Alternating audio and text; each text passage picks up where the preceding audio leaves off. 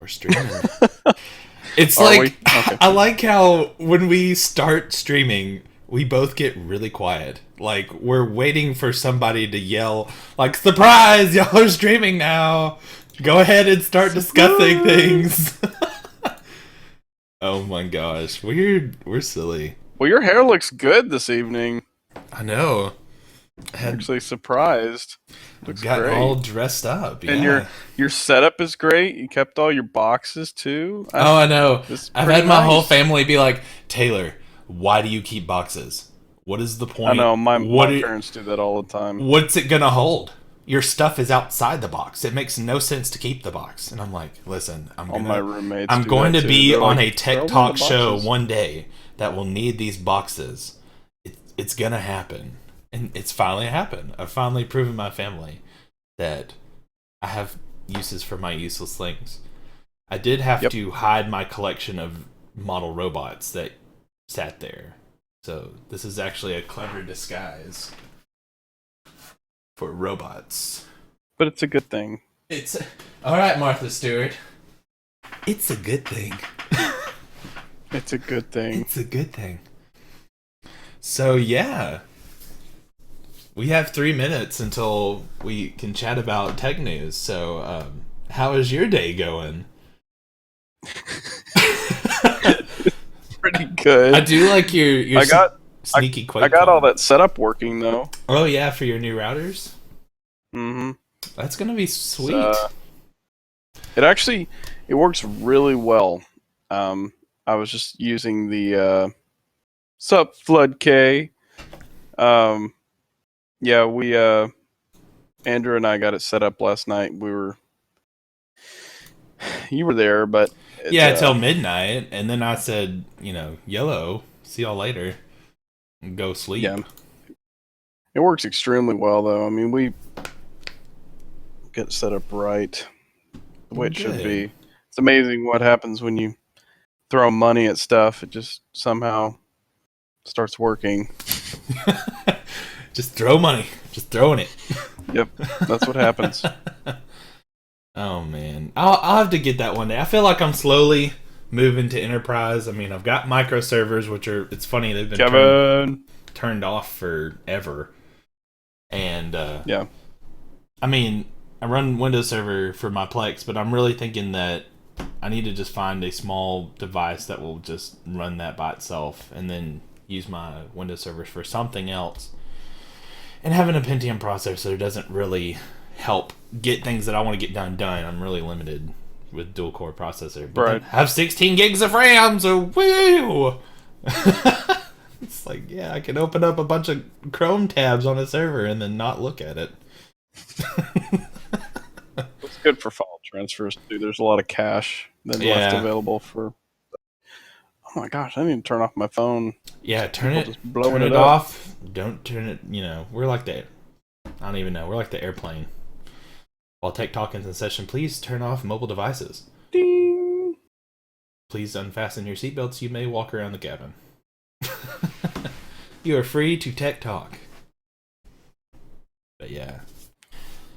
And then got my. Goodness gracious. I'm really liking my office setup now. If y'all are watching and can see this behind me, this is where my desk used to be, and I faced the wall.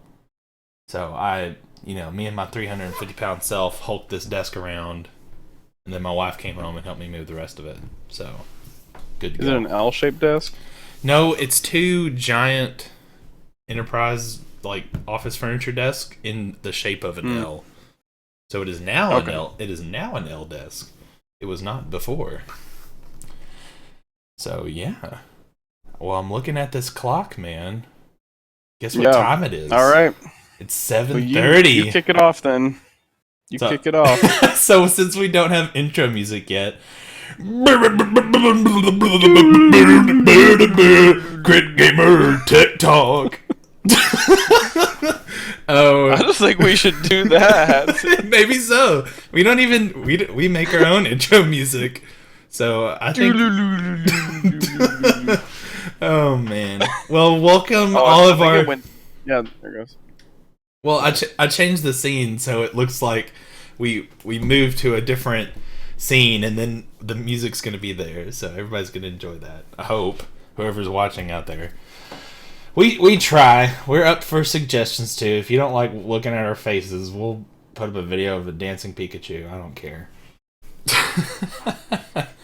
So, yeah. I'm up for that, too. Right?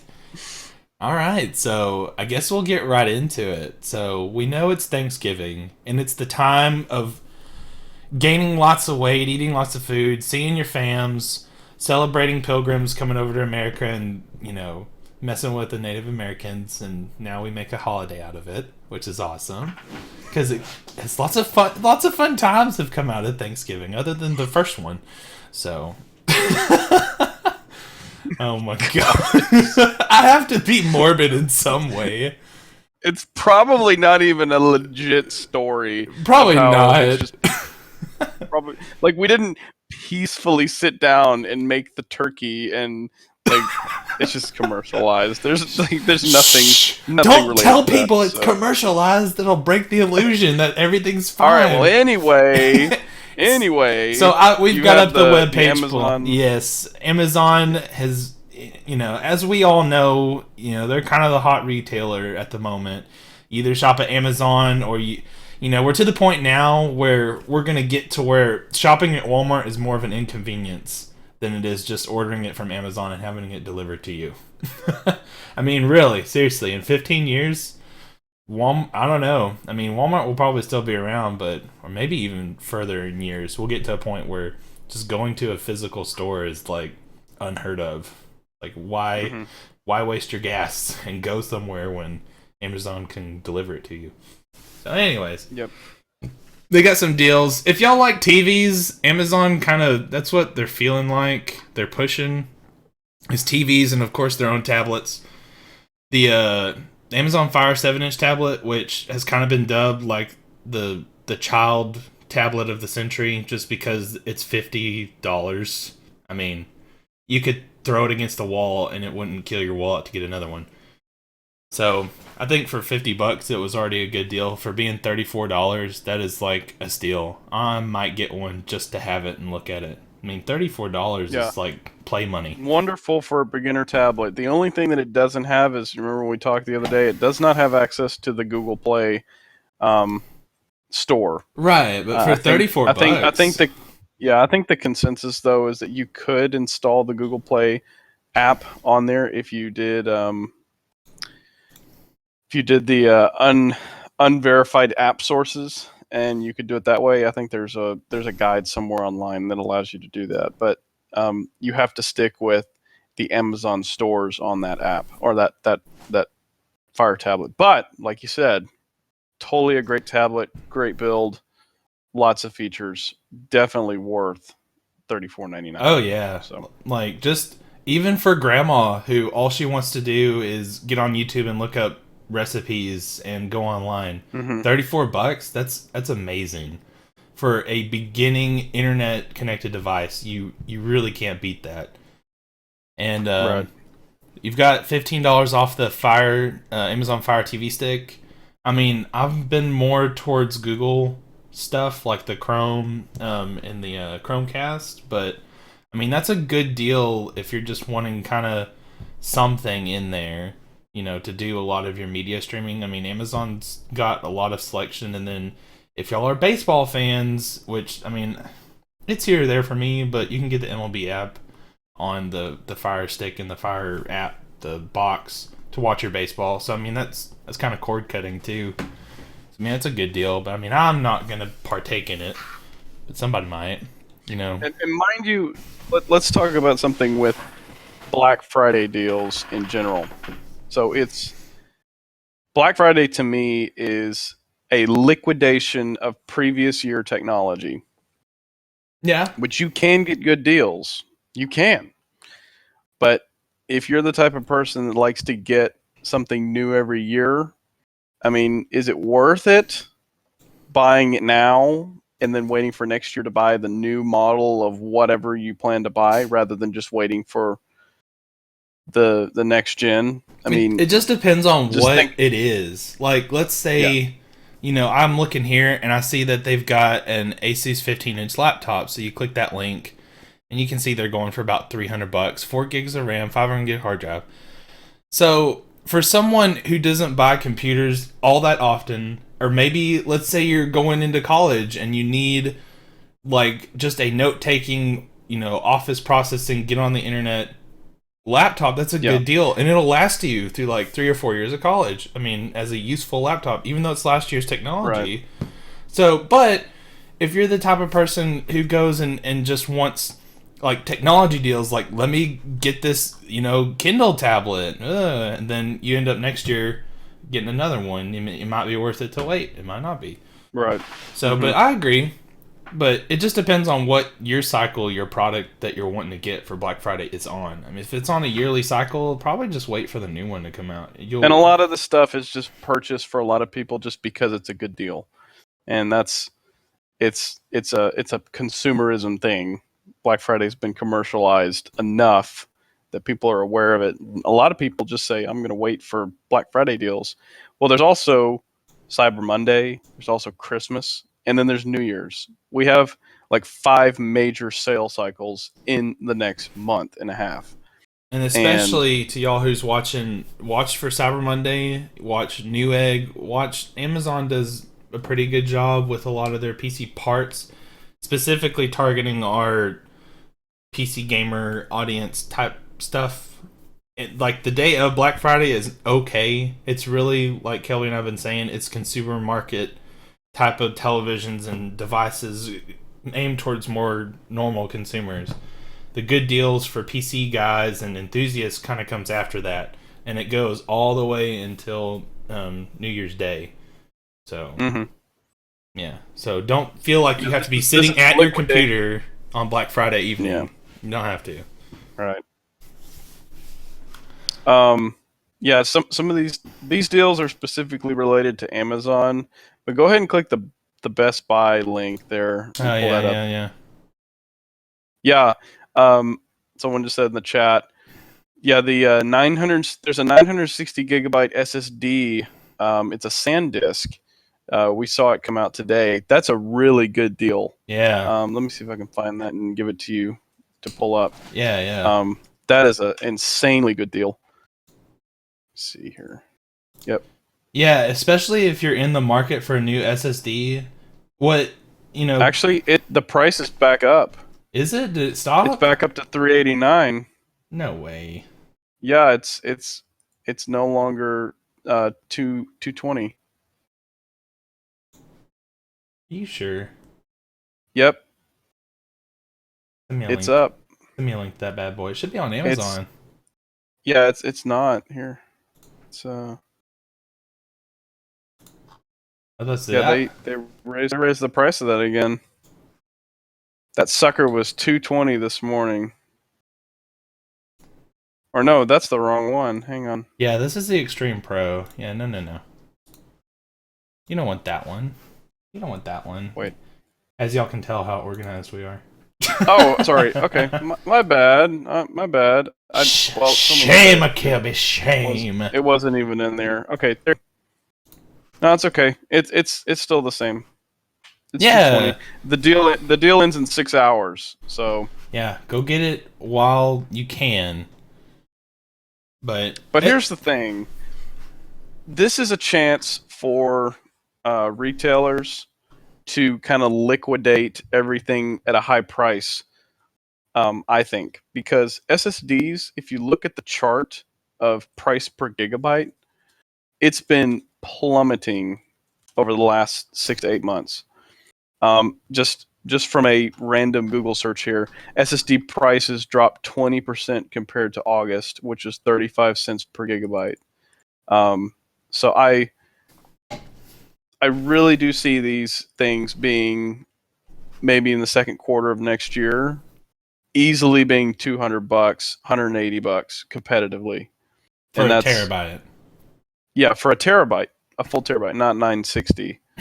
And Sandisk is a great brand. I've got a Sandisk 240 in mine. And I think this is good for early adopters of this price point.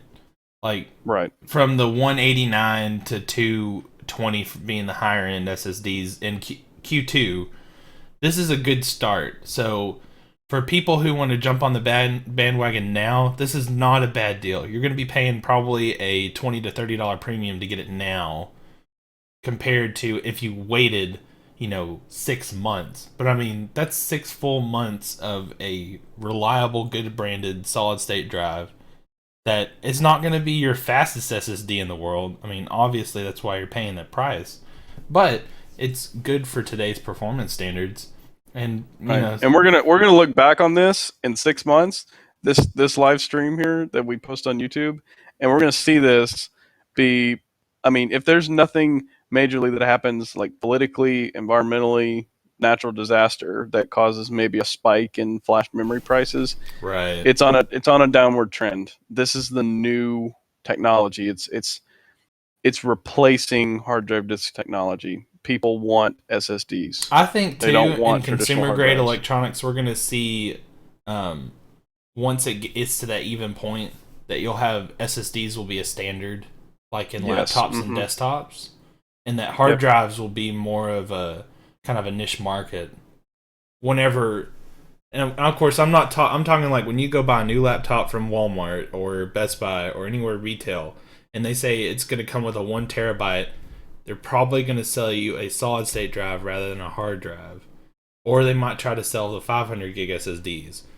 And, I mean, that all depends, too, if the hard drive market gets cheaper and coincides getting cheaper with the SSDs. But I kind of doubt it. And here's a Computer World article here. SSDs are supposed to be competitively priced by the end of 2017, they're expecting, and then there is a projection that SSDs of any grade will be 14 to 17 cents per gigabyte range in 2019, and then they're projecting by the year 2020 to have 20 terabyte hard drive disks. So, I mean, that's insane amount of space. But I mean, we're gonna see that. It's coming. So y'all just kind of sit tight and just watch your market. I mean, if you're really interested in this stuff like we are, I mean, Kelby and I can tell you that we message each other pretty much every day about the different types of hardware deals that are going on a daily basis. Mm-hmm. So I mean, things are changing quickly nowadays. It's going very fast. And so be on the watch and be looking out and just keeping up with the trends. And I mean, if you don't want to keep up with it, you just come back here every Thursday evening and we'll keep up with it for you. Yeah. So yeah. I'm excited. This particular product as of today is our Critgamer stamp of approval device. So you need to get this if you have not already. Buy it. Wait. Get the wallet. Buy it now. Yeah. Let me just throw my credit cards at the Sandisk, send us money. Well, pull up the Black Friday stuff for Best Buy. Oh well, you were so demanding this evening. I'm sorry. Pull up the Best Buy deals right now. Yes, sir. I'm so sorry. Oh my. Oh my gosh. Okay. So Best Buy, I mean, you can see their laptops and TVs is kind of their main push, and that's, I mean, I hate to be repetitive, but really, it's like Kelby said, they're taking out last year's TV stock, their main stock, and they're like, ooh, this is this year's stuff, and getting out of stock so that when next year rolls around, they can just fill their shelves with all the brand new. I mean, hit the ad at the top left. The preview, page. The ad, yeah. I mean, look at that. 4K TV is the front spot, and it says it's going to be $800. I mean, that's not bad, but the only thing that I could really see that you utilize 4K with at the moment is get an Nvidia Shield Android TV device, which is really cool if you want something like that. And oh my gosh, what was the other thing? There was something else. There was like a set-top box that also does 4K. I think maybe the Amazon box, not the stick, but the box. Anyways, the market's very limited with 4K now, so don't don't buy into this marketing hype that like you have to have 4K in order to get like the most perfect picture in the world. You don't. And TVs are very different from like when you look at monitors or you're looking at anything else like that. TVs are very specific in how kind of weird they can get. Like If you still have just typical Blu-rays and typical DVDs and maybe an upscaler that upscales your DVDs, I mean, that'll be fine. You could yeah, just get a normal 1080p television for a great price. I mean, look at that Toshiba TV. That yeah, Toshiba TV is $149. That television 4 or 5 years ago was $600, $700, $800. I mean, this stuff is just plummeting in price, and it's still decent technology. and I'm pretty sure this is a 60 hertz panel. Yeah. For all of you gurus out there who may know, the hertz rate is based on the frames per second that the TV can push. So when you look at a 60 hertz panel, it can push a maximum of 60 frames per second. So whenever people they try to market the football and it looks a lot better, and they're actually selling you a 120 hertz panel. So whenever you watch a broadcast that is displaying more than 60 frames per second, you'll be able to kind of see the difference, and it's people describe it as like a smoothness, and I think they go even higher than that, but of course that's a lot more money. So I mean, what I've got, and I think it's what is it, 60, 120, 144, and then 240? yes, Is that right? yeah, 240 being like, whoo, it's way up there. But I have a Vizio panel that I bought for $600 on Black Friday, 1080p, 55-inch, and it's a 120 hertz rate, and I mean, it looks fine. It looks great. I mean, you watch TV on it. Looks perfect. So this, it's crazy the amount of price difference, because when I went and bought mine, 55-inch at $589 plus tax, and then seeing this for, it's what 5 inches less, and it's $149.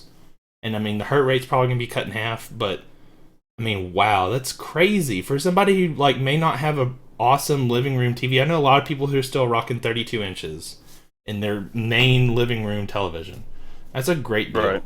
It's probably worth going out and getting, and you can probably almost bet too that will be the first thing that people go for and get. So if you really, really want that, and that sucker's gone. Yeah, that sucker is already gone. so just be prepared to fight for that one. But I mean, if you can survive the night, that's worth your trip. I mean, really. Yeah. And they got some good laptop deals. I know most Black Fridays, they give really good phone deals. Like, if you're up for an upgrade or activation, I mean, I'm seeing they're giving you a $250 Best Buy gift card whenever you purchase or activate a new phone. I mean, I just recently had to change carriers and got a new phone. And I'm kind of wishing I'd have just waited for this, because then I could have just got handed $250 gift card just for waiting. But I mean, so it goes. So if you're looking to get a new phone, you might want to wait and activate it and get it Black Friday. It's going to be hectic, and it'll be good to have all your stuff together when you do it. But know that it'll be worth it till you get $250 gift card to Best Buy.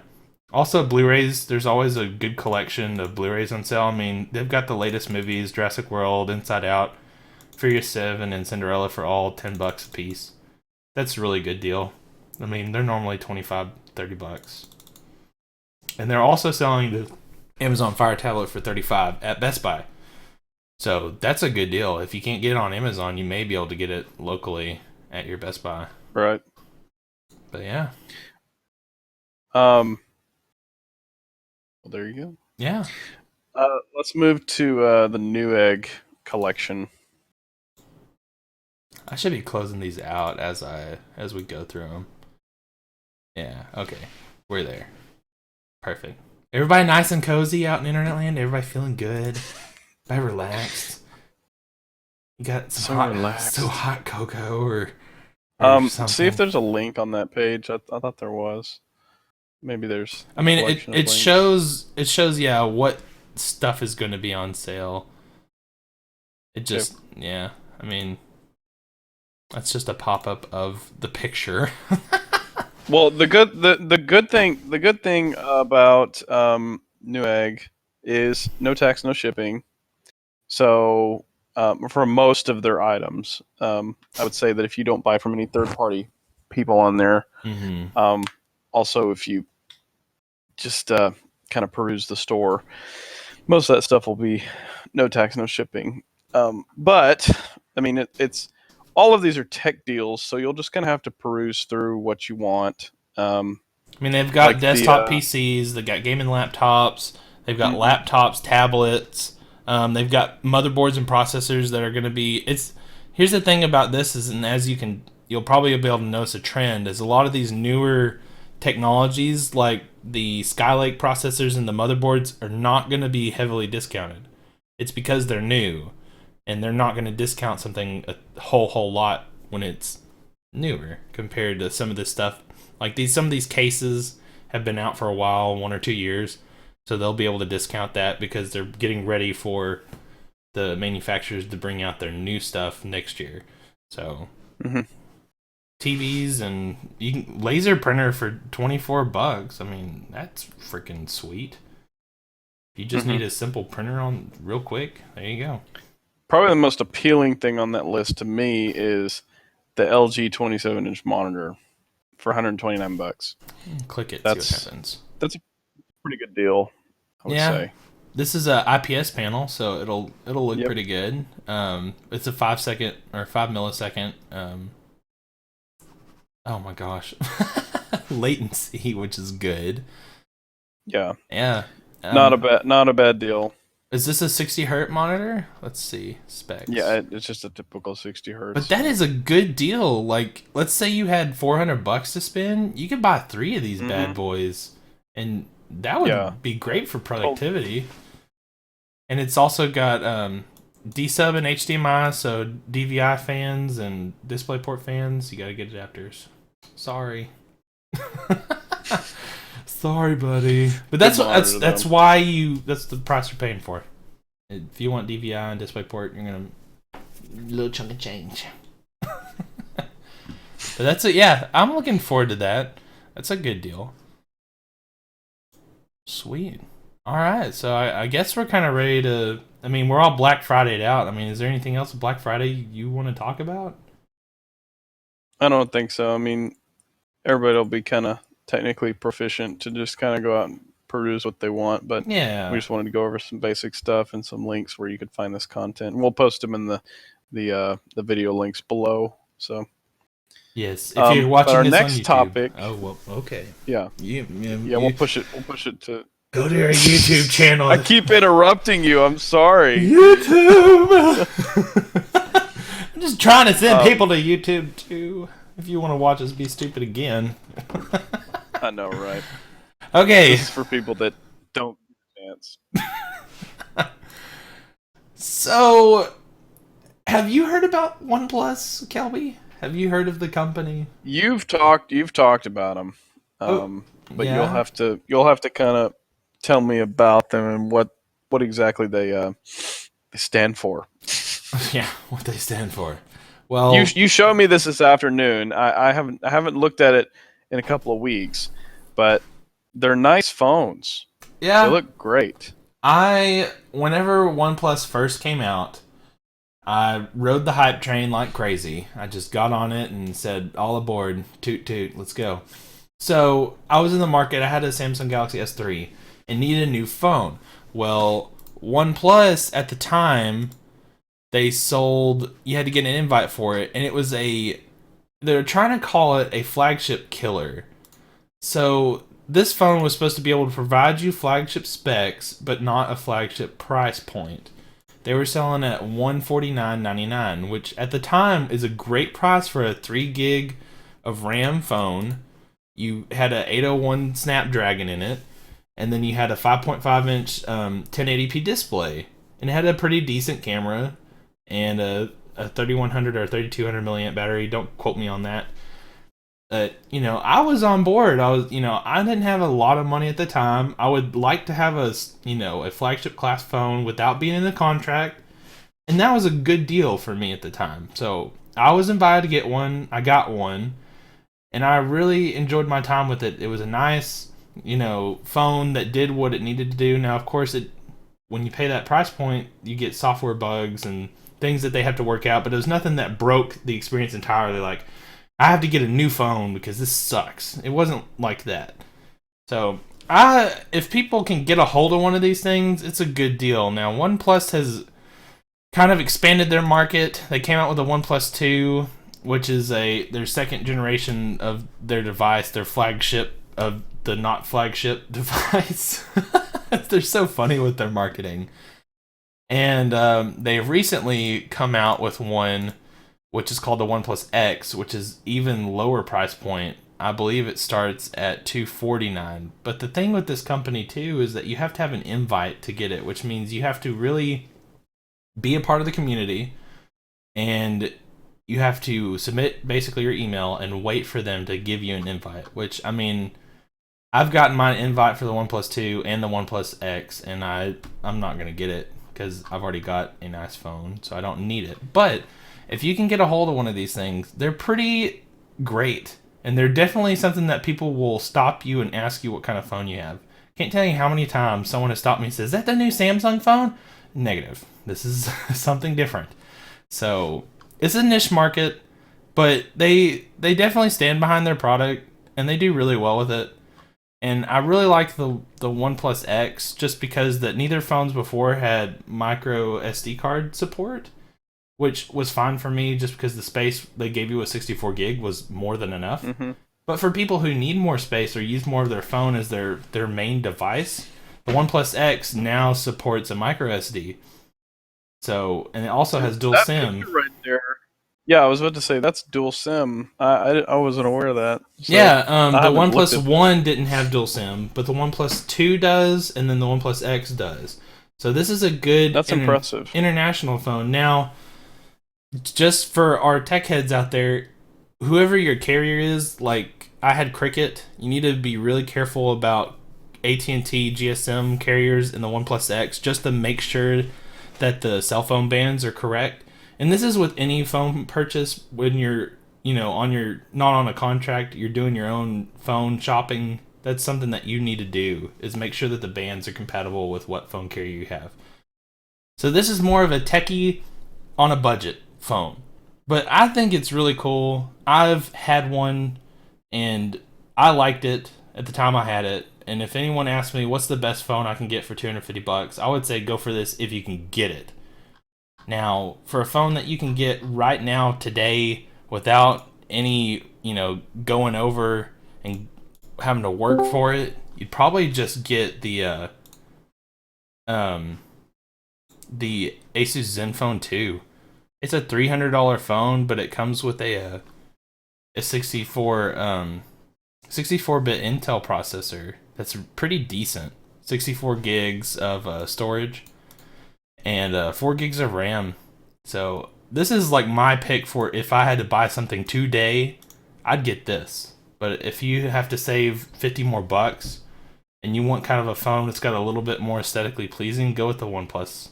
They're not going to do you wrong. But yeah, I mean, that to me is just a way better deal because I mean, now with the installment plans and the installment charges that carriers are now making you pay and to make up for the loss of revenue onto your contracts, this is the way to go. If you just bite the bullet one time, just one time, and you buy the phone outright, you'll always make your money back because you can always sell the phone for either half or just a little bit less of its value, but you're not having to sit there and pay for the full value of the phone plus the sales tax, plus the installment fees, plus everything else. It's just buying a phone on an installment plan is stupid. I'm sorry. It just is. Like, over the life of the phone. If you just need a basic Android phone or an iPhone, buy it outright. Pay for it outright. I mean, I understand a lot of people can't do that. But if you just save up your money for a year or two, save what you would be paying, or an extra $10, $20 a month, and you'll be able to go out and get a decent phone. It's worth it in the end. $298, and it's a great phone. Like, for instance, I know a lot of people can't do this, but I recently got into a contract, And, you know, having a job that helps you pay your phone bill makes up for the fact that I don't have to pay for my own phone bill outright. But, I mean, I have a Nexus 6 just sitting. This is capital. This will make money. I just have to decide when I want to sell it. So, by taking that route, I have extra capital just laying around. Or I have a backup device if my phone craps out. You know? So that's the positive of just doing your own thing and going to your own carrier with a no contract. You know, T-Mobile, Cricket Wireless, which uses AT&T's towers, that's what I used. It worked great. I mean, you really can't beat those price points for what they have. So those are just some options. And these phones are decent. Like, they're not crud, and they're not like what used to be when you would buy a budget phone. Budget phones are coming up. You just got to know which one to get, really. Right. So that's why we're There's here. tons of options. Yeah. Kind of. All right. Now that we've kind of pushed into that, let's kind of click some of these phones that are here, and kind of go down the list and Yeah. show what's available out there. I know you pulled up the ZenPhone there, but Yeah, we can move on to other Moto phones. G. So we'll start from the bottom, just so that you can kind of see them. Motorola is doing some really good stuff in terms of like having different price points set for Android phones. So this Moto G is only $179. I think this is amazing for the money that you pay, and what you're getting in terms of is fantastic. I actually have a Moto G that I have as another backup phone. And, I mean, it gets on the internet. It takes, you know, okay photos. I mean, you're not going to sit here and be a professional photographer with it. But these newer ones are water resistant. You can expand it up to 32 gigs with a micro SD card. It's got a 2470 milliamp battery. It does LTE, but with this type of phone, my personal configuration would be stay on Wi-Fi as much as possible and probably turn 4G off just to save your battery. I mean, if you really have to look something on the internet, be on a Wi-Fi connection. And this phone will do wonders for you. And so, you know, 13 megapixel camera on the back, dual LED flash, it's a 5-inch display. I mean, this is great for $179. Like, that blows my mind.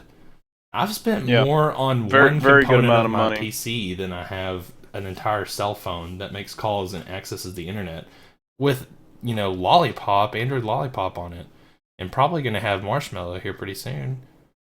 So, yeah, there's one. What do you think?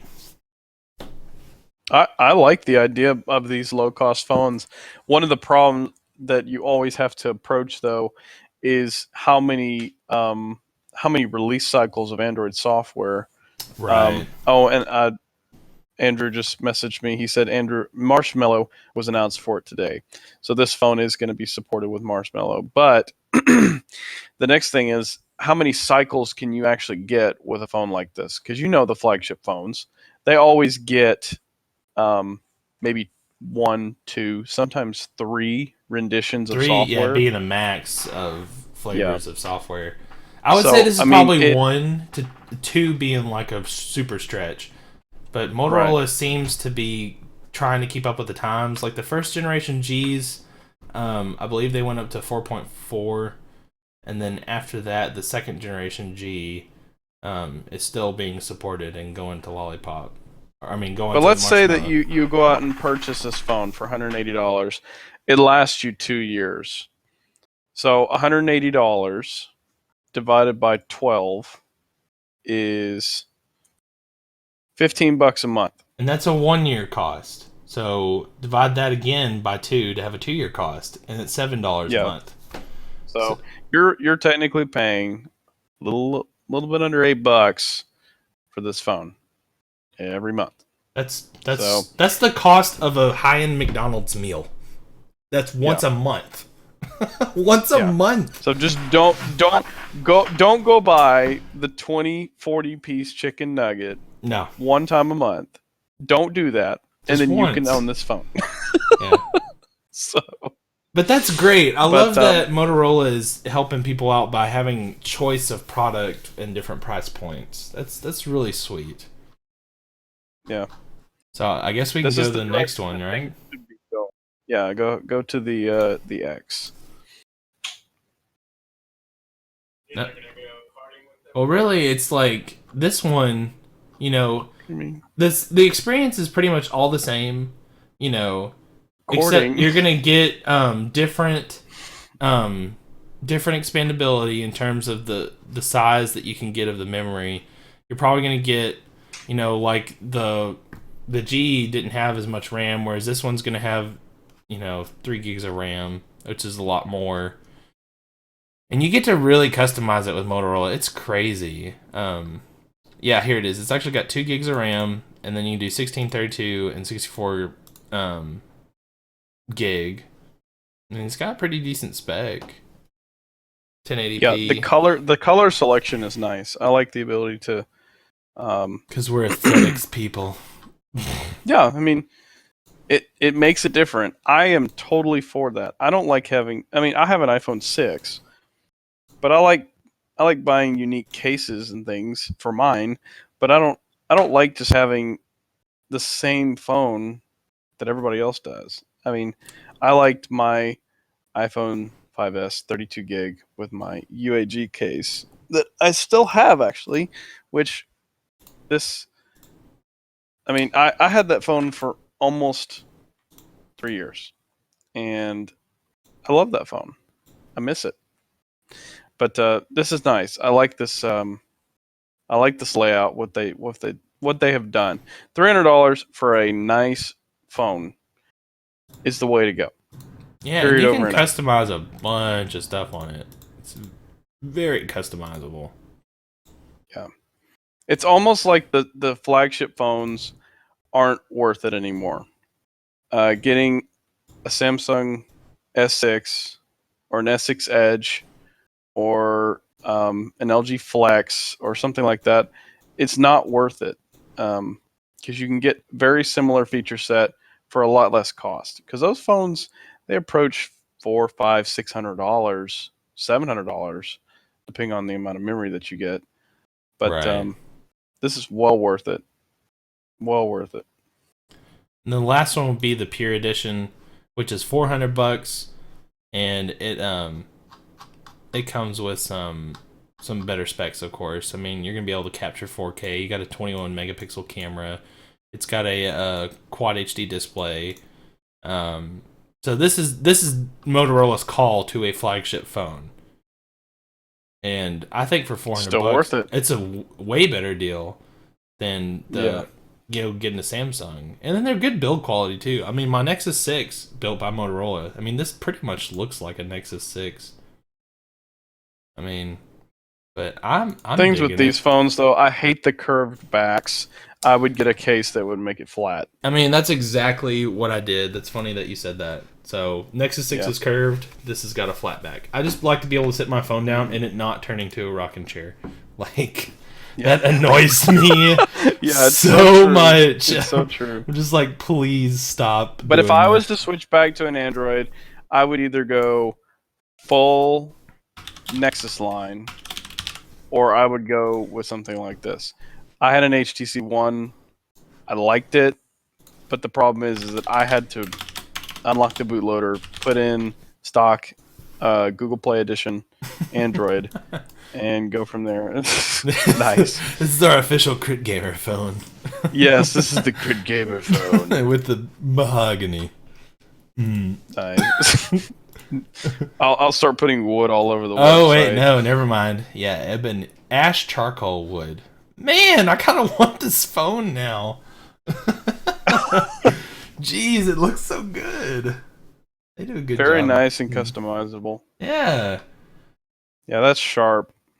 And now, okay. By the way, people, I know we said $399. $399 was the start, so obviously you'd want like 64 gigs. You're gonna pay $25 for the real wood, not fake wood, real wood, and all of your stuff in there. This came out to $524. I mean, for a fully customized phone with an engraved back and like all this other stuff for less than $550. And it's still cheaper Yeah. than a full-on release flagship phone. I mean, this is the S6 Edge. $849 MSRP. That is ridiculous. That blows me away. That's crazy. If it weren't for my job helping me pay for the phone, that would have never happened. Ever. Well, an iPhone isn't any better. No. I mean, they're so proud of their golden... I bought a 128. You remember when my phone flew off my motorcycle at 120 miles an hour? Oh, here's this story. And blew up into millions of pieces. So I had to go buy this. This is a 128 gig iPhone 6 used $619. So, works great. I like it. So that's a lot of money. For Mama and Daddy Critgamer, do as we say, not as we do. Oh my gosh. Yeah. This is what we see as the best deal, even though we're not utilizing the best deal at the moment. But right. Yeah, Motorola, you get a thumbs up from me. This is cool. I like what you're doing. You're not going crazy with the price. It's not ridiculous. And it's a good phone. So, winning. But yeah. And also for the people out there who, like, you want a phone that you could, like, throw at a brick wall and not care about. Mozilla and, Walmart sell $10 Android phones. I honestly don't know what a $10 Android phone could do. I think it'd take you 30 minutes to pull up the Play Store and download Angry Birds. Very, very low price, low gadget capability. This is like the super low. This is the replacement for a traditional dumb phone. Yes. So don't expect it to do much. It's got, look at the specs there. It's 1.2 gigahertz. Yeah, and it says 4 gigabytes of storage with up to 1.15 gigabytes of usable space. So you're not meant to download anything really to this. The Play Store is almost a joke, other than getting updates. So, I would say this might be a good I have to have a phone today and I don't have $400 to shell out for a new one. Go get this. Correct. It'll make your phone call and you will send messages. And you can possibly look at your Facebook if you've got the time. So, but it's out there. It's cool that it's out there. It's available. So that's what I'm kind of about it. It's neat. It's neat news. Neat news. Now pull up that what was the other one I put? You mean the blue? We're gonna have to stop this demanding things. We're gonna have to learn how to say. All right, in our next topic, we're gonna be looking at this phone. We're gonna be looking at this. And then all right, and our next topic. There you go. Phones. Oh, look there we go. Okay. Or as if y'all watch Barnacules, transition. That's what Kelby needs to work on. He needs to work on transition. So, I do. I need to work on my manners. And next, we're going to pull up this web page at this URL. Please show the URL. Now that we are looking at the URL, we will then... I feel like we're about to drink out of the Kool-Aid punch bowl. But this type of phone, the blue products, I've always been told that these are good devices, and a buddy of mine used to work at a cell phone store, and he said people brought these in all the time. They're good alternatives to flagship phones, and of course even the off cycle devices. So if you need to just go out and get another phone, another Android device, these are 4G LTE phones between 1 and 4 gigs of RAM. They're just easy phones. Pop in your SIM card. Some of these are dual SIM. There's billions of them. You know what I might say about this phone? This is just my first thought. I looked at this and I thought, kid's first phone. Yeah. You're not spending $400 or $500 on a flagship like Motorola, and they obviously don't want a Moto G or the Moto X, the second generation, but they want to you can't go out and buy a 5.5 inch phone for $200, but you can with blue. You're going to sacrifice some stuff the build quality is probably going to suffer a little bit. I don't really know how the manufacturer warranty works with these guys, but like Kelby said, this is something you can just buy from Amazon, have it shipped to your house, turn it on, pop your SIM card in, and it work. So I would say that if I had a kid... This is Dr. Thunder versus Dr. Yeah, Pepper. that's a good way to put it. This is Dr. Thunder to Dr. Pepper. I mean, it still tastes like a soda. I mean, you probably get diabetes if you drink enough of it, just like you would with Dr. Pepper. So, I mean, yeah, that's a good way to put it. Man, you're so good at that, Kelby.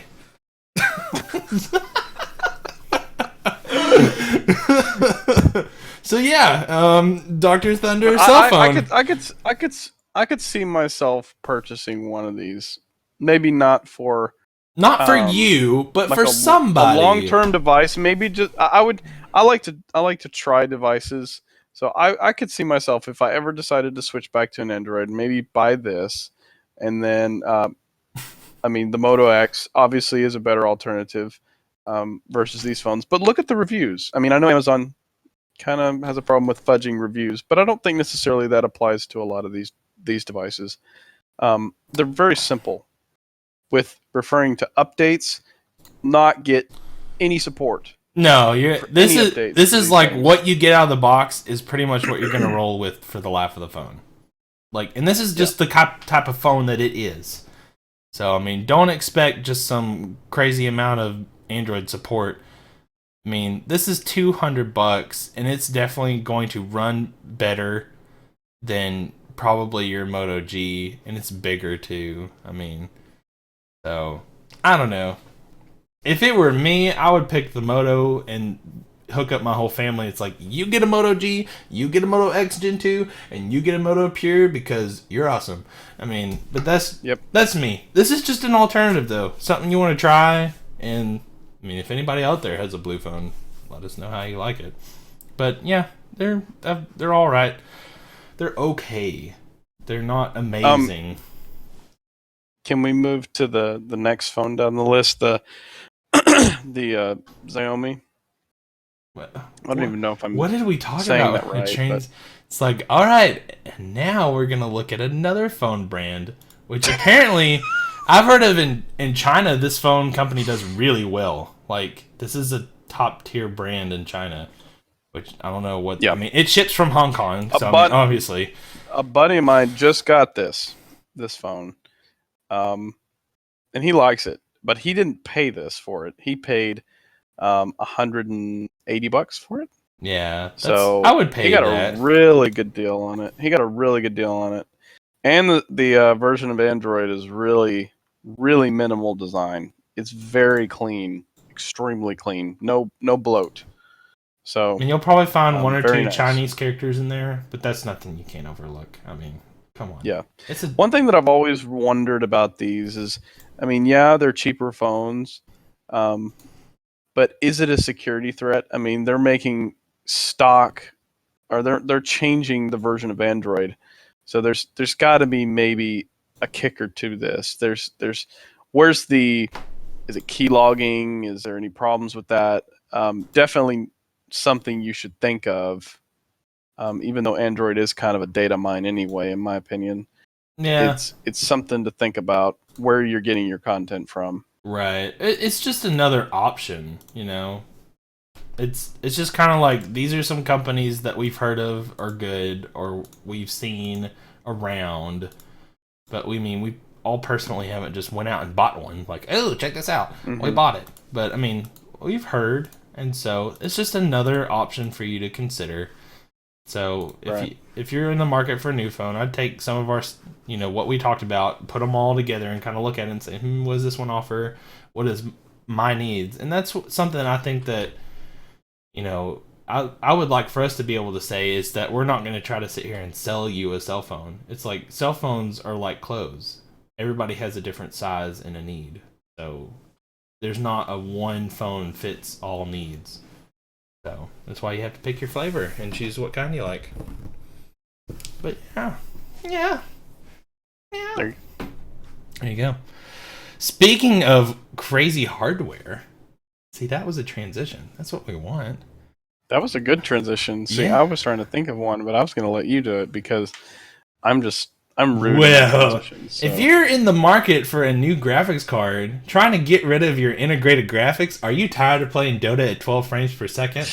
Well, buddy, we got a deal for you. AMD is like, they're tired of being in second place. This excites me. A 380X for $229 at the start. So what does this compare to? That's what people are going to think. What does this card compare to? I would say that this is slightly under a 970. I mean, let's just look at it. So you look at the 390X, which compares to a 980, and I mean, I don't know. I'm looking at it. It kind of seems like it's going to run kind of similarly to the 970. The clock rate is at 970 megahertz. 256-bit bus, 4 gigs of RAM, 190 watt TDP. I mean, that's pretty good, man. That's competitive. 329 for a 390, and that's supposed to be on par with a 980. I mean, I paid $340 for my 970, which has ran perfectly fine and have had no issues, and I'm okay with paying that price point at the time. So, but for somebody who's just getting a graphics card, $229, that is like such bang for buck. Like, that's amazing. And $229, man, this is gonna start changing the way that price point for builds are. Like, building a $500 PC, you're gonna be able to get a lot more out of your other components by having this price point. Right. So, I'm excited. That's cool. Thanks, AMD, for being competitive. Now let's just see how they perform once they come out. I mean, yeah, that's the kicker. And I like this graph too. For the last couple of years. Yeah, that's a nice graph. Yeah, and this kind of shows you what type of gaming they expect you to do on it. So the 380X for $229 is expected to do 1440p gaming. That's pretty great. Or if you want a 1080p at 1440 Hz, I mean, that'd also be a good card for that. So I mean, that's better than the 970. The 970 will barely game at 1440p. And I say barely, if all those people who are getting mad out there, hold your pitchforks. I'm just saying that if you want to game at max settings at 1440p, a 970 is really going to be struggling to do it. And especially if you want 1440p at 144 hertz, that's going to be even more of a struggle. So it seems like this card, especially if you get up into the 390 and the 390X, which the 390 is 329, you could be 2K gaming at 1440p, no problem. Or 2K gaming at 144 hertz. Well, Andrew states that he can run 1440p at 50 frames per second well with his new card. As I said, grabbing your pitchforks. 60. Some people think that going above 60 is average. And I mean, I would like to run a game at 60 frames or better. So by saying that you can run something at 50 frames per second, that might be okay to you. So like I said, it's all opinion and it's all how you perceive it. For me, I would like to get more than optimal. So if something says it can play at 1440p, it's probably going to mean that I want to get the next piece up so that I can game at 1440p at like max settings and not have to worry about it. So that's what I'm saying. I'm not saying that you should go out and get a 970 and expect to have 1440p suck for you. Just my opinion is a little bit more never hurts. That's just me. Right. So, Andrew, you can put your pitchfork back in your barn. Dang it. Go tend to your 1080p cattle. Your 60 hertz chickens. All right, let's transition off of this because we could literally talk about video cards for like 8 hours. Okay, something that this is just me personally, I'm excited about. Nvidia has always been kind of a cool company for me. I had a Shield Portable for a long time and really enjoyed it. And I always wanted the Shield tablet, but it was a little bit more than price point at $300 starting. And of course, they had their issues with their batteries to where they actually recalled about 50% of their stock from their customers because of a battery issue. Well, now they're bringing it back, all issues fixed, starting at $199. This is a great tablet for that price. Like, seriously.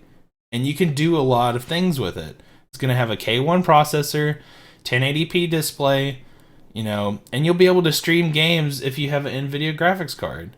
So this is sweet. And it's going to have 802.11a, and you're going to be able to get on 2.4 and 5 gigahertz range, which, I mean, for me, I like being able to have devices that can get on the 5 gig range. I don't know why. I mean, really, it's just kind of a preference to see what devices can get there. So, yeah. And then you'll also be able to, plug it up to your TV and stream to it too. So this could be like an all-around device. You could use it to stream your games from your PC to your living room, or you could use it to hang out in your bed and play some Fallout on a tablet. Yep. I mean, and it's 1080p, so it's gonna look pretty good, and it's just an overall good Android tablet too. So you get all these different things starting at $200. Like, cannot beat that, in my opinion. I think Nvidia is doing some great stuff, and I give them a keep on going thumbs up. I love it. Great gaming alternative device. Yeah. And the K1, you'll be in the Android market too. Some good games out there you can play. So, and of course, Nvidia has their own grid games too. So, I think it's $8 a month, something like that. Whoever owns the Pitchfork factory can make sure that I'm in line with the correct price. Yeah. This is a rest in peace Nintendo device. So. Oh my gosh. Ooh, didn't even think about that. Anyways, but yeah, I mean, if you look at it, Game Boys, they're this is a pretty good handheld destroyer, in my opinion. Lot of competition in this area. Lot of competition. Yeah, and the revenue model is a lot better because your scope is a lot bigger on Google Play and the iOS store, so App Store. Yeah, I mean, I want to actually look at their page. Ooh, K1. This is so cool, and of course, they've optimized some games for their platforms too, like the Talos Principle and Half-Life, and what was some other games? I think you played. No, is it Trine? There's an Android version of Trine. I'm pretty sure there is. Maybe I'm wrong on that one. But I know that they have Shield games that will run natively on the device. And I mean, that's cool. If you just want some disposable income to go away, this is a great thing to throw your disposable income at. And it's not going to fail you. So if your significant other wants to watch Netflix on it, cool beans. You want to stream Fallout 4 from your gaming PC in the office to the living room, so you can spend some more time closer to your significant other. There you go. Do you have a kid and need to be in their room or around to make sure they're not doing anything crazy but still want a game? Here you go. Lots of cool stuff you can do.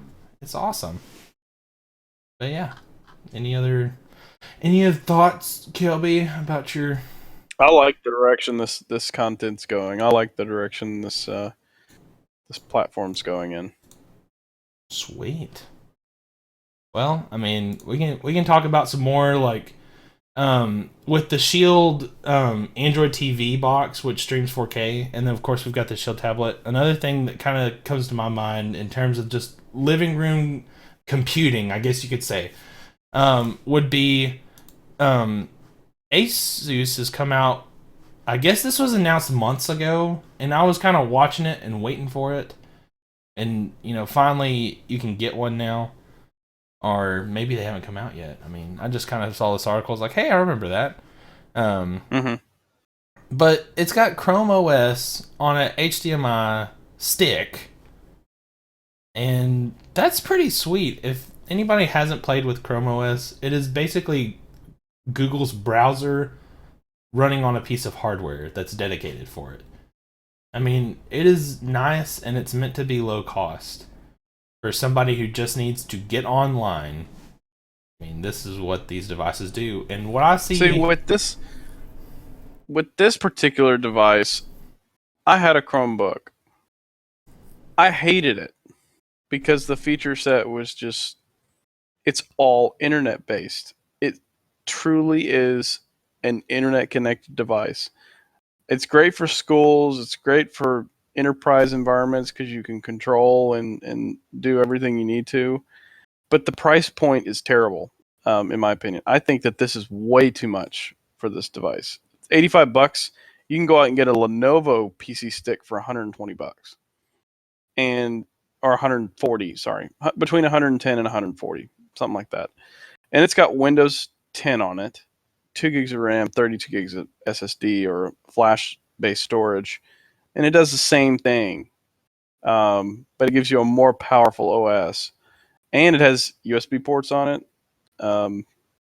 You can just do what you need to do. With this, I think Chrome OS is really crippling these devices, in my opinion. Yeah. Well, and I think too, it's not for everybody. It definitely serves its purpose.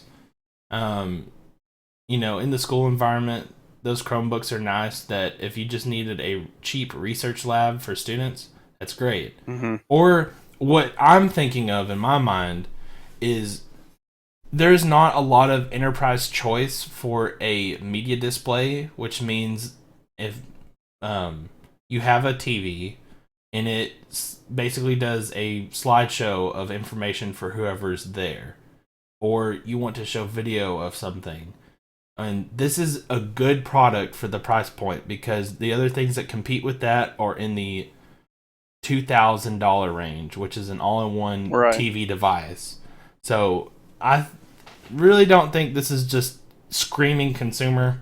I think this is more towards what can you do with enterprise, and that's where I see it. And that also goes into the Intel CompuStick, which like Lenovo has. It runs Windows 10, 2 gigs of RAM, and so I see this really dominating that platform too. So now, if this stick had Android somehow integrated with it, which I know Google is supposedly trying to fix that up to where Chrome OS and Android play really nice together, that would be a good price point for that. $85 to have access to your Android stuff. And I think that would run as a good Android TV as well.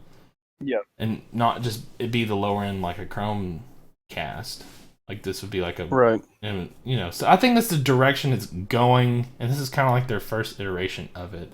So probably the next generation, the generation after that, will be a better pick. Right. But I like the idea of compute sticks. I really do. I like the idea of just using HDMI and that powers the whole device. It's really nice. I think it's a great direction to go into. And the technology is only getting smaller. So we'll start to see more of this, I think, in enterprise environments later on. Mm-hmm. That way, if you could actually lock the stick to the device, I think that it would be better. It would be great. Yeah, because this takes 95% of all of the desktop PCs out of the equation.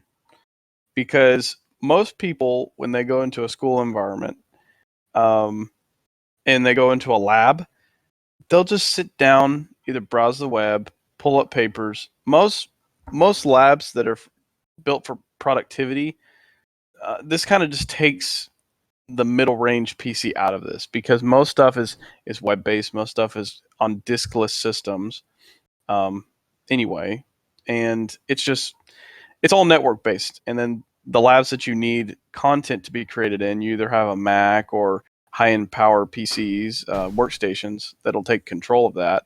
But this is a great idea. I mean, you're spending less than $150 for a decent system, and then if you buy a volume license copy of Windows, this can legitimately be pushed out to everywhere, and then you're done, and then you're good. And I think too, another thing we need to wait for is the specs to get a little bit better.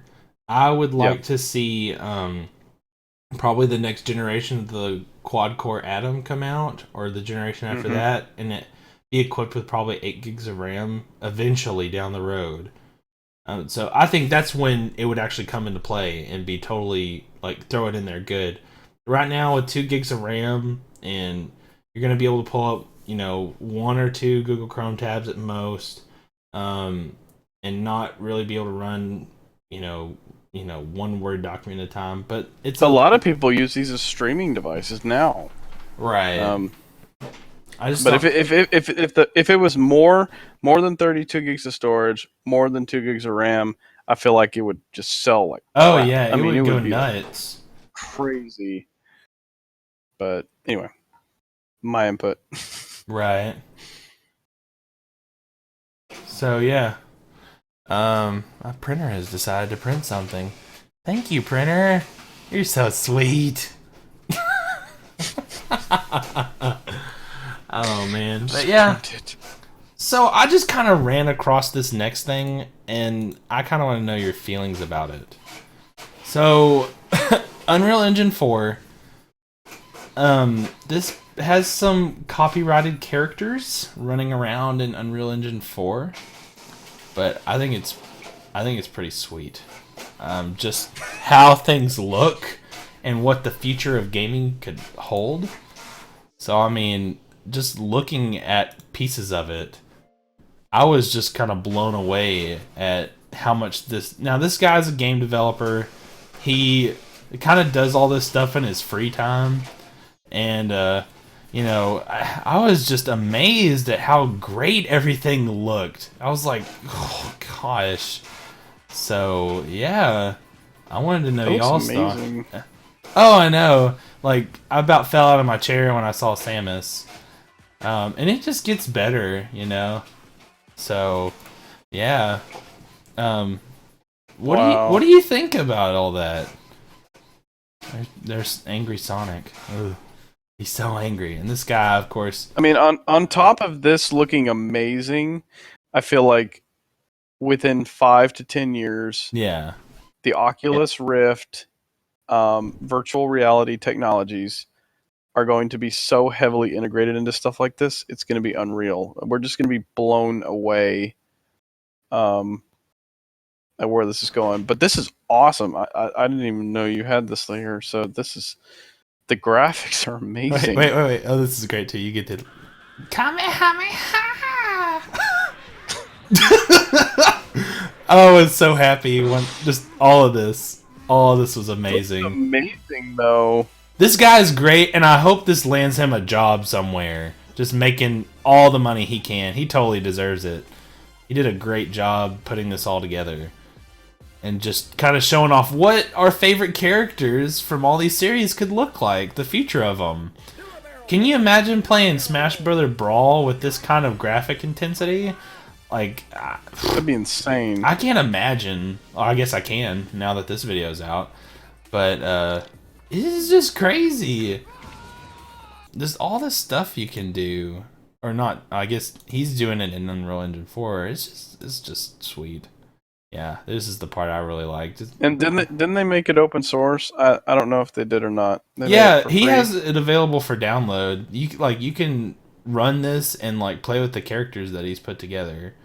So, I mean, we'll have a link to his stuff, and you can go download it and play with it if you want. I mean, this looks like he's running on some crazy high-end hardware. I can only imagine what he's using to run all this stuff. Your computer might burn up into a crisp if you try to do everything at once. But yeah, this guy, man, he needs a job somewhere. Definitely. Yeah, he looks amazing.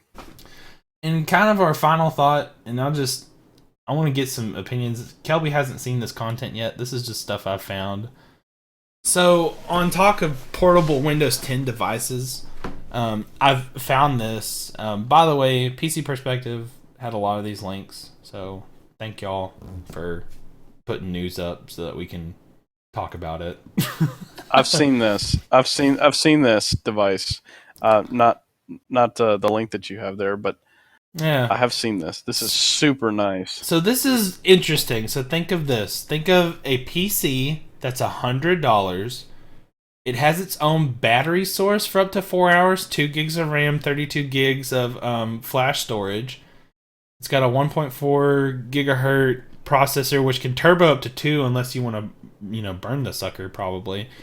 But it's the size of a 2.5-inch external drive. Like, this is cool. And of course, you can look here and kind of see how they've got some of these audio jacks and stuff to where you can plug that into the I/O and get some more I/O options. This is a 40-pin docking connector, fingerprint reader, power button. This is neat. I think this is really cool for if you need a basic computing machine to be able to take with you on the go and plug into pretty much any television. And I mean, it's got USB ports. It's got USB 3 and 2. I mean, this is cool. I just thought this was sweet, and it runs on battery for a little while. So I thought this was nice, and I'll be happy to see this. You can get a fingerprint reader and add 802.11ac wireless to it. So, man, that's super nice. I'll be more excited.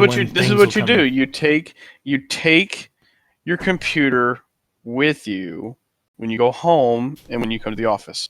So then you just plug it in your monitor and you're good to go. And I think that's the way I feel like things will go. Yeah. So I thought that was pretty sweet. That's cool. So, I mean, there's not really much more to talk about it other than it's just a neat little piece of technology that's going to be upcoming sometime. Yeah, I like that. So we'll be excited to have more things like that pop up. But yeah, other than that, it's pretty much the news, man. That's what we got, whatever or whatever. Yeah, we were kind of all over the place today, but it's a lot of good content today. So yeah, lots of cool stuff going on. So also, if y'all have any comments or how y'all feel that we're doing, let us know. We have a YouTube page, we have a Facebook page, we have a website, and we have our Twitch channel, which if you're watching, you're already there. So good job for you. So yeah, there's multiple ways to get a hold of us, and just leave us a comment or just say, hey, I watched you guys, y'all look crazy, whatever. We like the input, and we just want to know how we're doing. I think we're doing pretty good, especially for a ragtag team of technology nerds. Yeah. And well, we're gonna do this every Thursday at 7:30 p.m. Central Time. So, yeah, and we'll announce it on either Twitter or Facebook or something if we can't do it or something comes up or whatever. But we're gonna try and do it, and we'll push these over to YouTube, and we encourage you guys to come back and keep listening and add to the conversation. And thank you guys for joining us. Yeah. Y'all have a good evening. All right, let's do some outro music. Toby, you ready?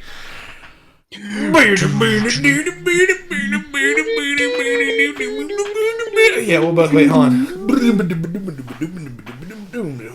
Getting the drums.